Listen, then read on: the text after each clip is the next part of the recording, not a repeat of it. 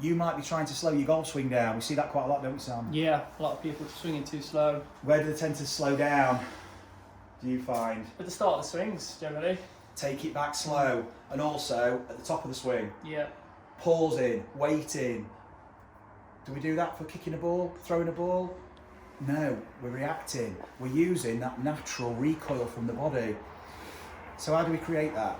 Okay. How do we create that? Because that's where timing's born, from movement. So we've got to be a little bit more in control of how we're moving. Now, timing is a product of the three forces: horizontal, rotational, and vertical. Okay. When you apply these, affects the timing. One of those in isolation is not solely influencing timing. It's all three in combination. So when you're swinging, there is a horizontal force, and that's what we use the rocking board, the footboard for. Okay, there's a rotation with that, a torque from the ground, and there's a vertical force. Okay, so we are extending. This extension allows us to rotate. When you apply that, the arms of the club react. So the timing of these forces swings the club, and then we go back. We start to flex, the weight shifts, and then we go vertical. Bang! And when you feel that vertical force, that's when we start to release the club.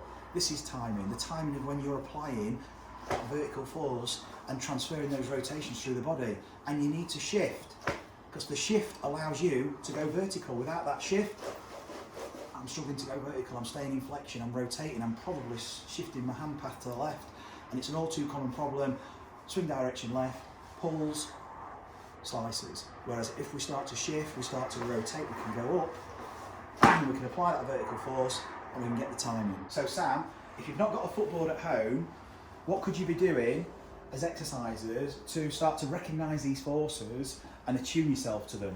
So some nice exercises to help you recognise the forces. We'll start with the horizontal. It's simply just paddling the feet, so feeling the weight move from foot to foot, and the timing of the movement. So notice the foot replants before the club swings back. So what he's doing is he's shifting the pressure, and then the club and the arms react. So that's the timing with the horizontal force. Now we can use the timing with the rotational force. So show an exercise for the rotational force, Sam. So a nice exercise for the rotational force is popping the club in front of you, both hands on the top, and just feeling the ankles and the hips, using the ground to rotate.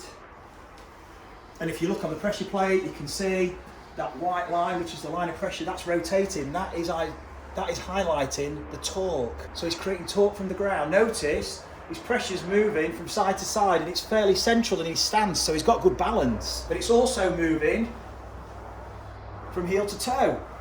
So he's using his feet from heel to toe to rotate his ankles, rotate his hips, and create that rotational force while shifting his weight. So he's got the horizontal force blended too. And then what about vertical force, Sam?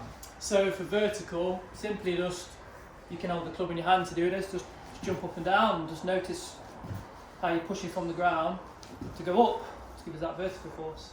And then when you blend that with the other two forces, so you can start to swing now and feel where you would use that push.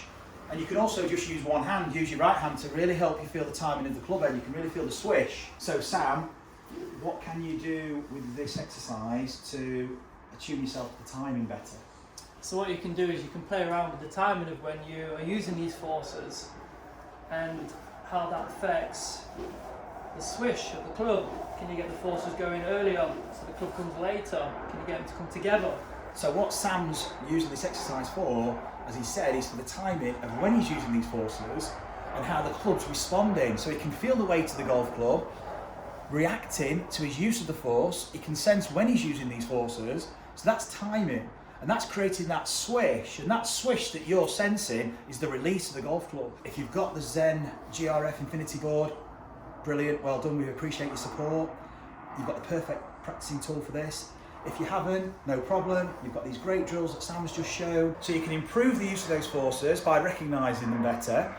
That improves the timing, which helps you develop more consistency over your game and lower those scores.